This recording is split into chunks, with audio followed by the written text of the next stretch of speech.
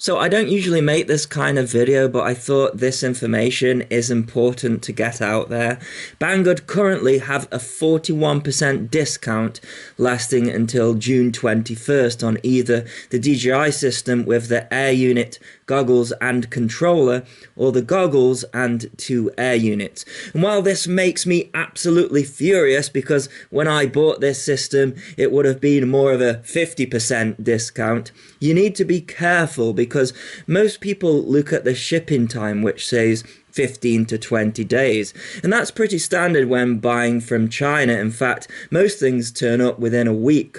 But what a lot of people miss is the processing time, which if you look says 47 business days. And I think this is where a lot of people go wrong with this company, because that number is when the item is going to be in stock. So some items might be in stock and the processing time will say 24 hours. And this is why you get people saying, oh, I ordered from Banggood and it turned up in 5 days, and other people say, never buy from Banggood, I've been waiting months and I've cancelled my order. So the DJI deal is a good deal, and personally I'd be chewing their arm off if I hadn't been an early adopter, despite the long wait. But I thought it was important to explain him because I've been buying from this company for years and I probably wouldn't have been able to get into FPV without them, especially being in the UK. I mean, I walked into my local hobby store before I started the channel and their reply was, "What is FPV?"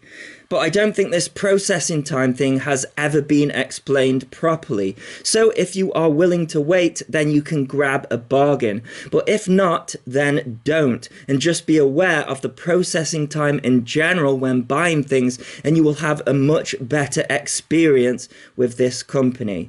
Anyways, I don't like to just make a video for the sake of telling you something. So a few weeks back, I tried to make a DJI quadcopter fly over 100 miles per hour, and I succeeded. In fact, it went 124 miles per hour. However, it wasn't the only run that I did because the model needed some tuning. What is kind of hilarious is that it still went just as fast with a bad tune. So I thought I'd leave you with some footage of that, and I'll add a card to the original video if you are interested.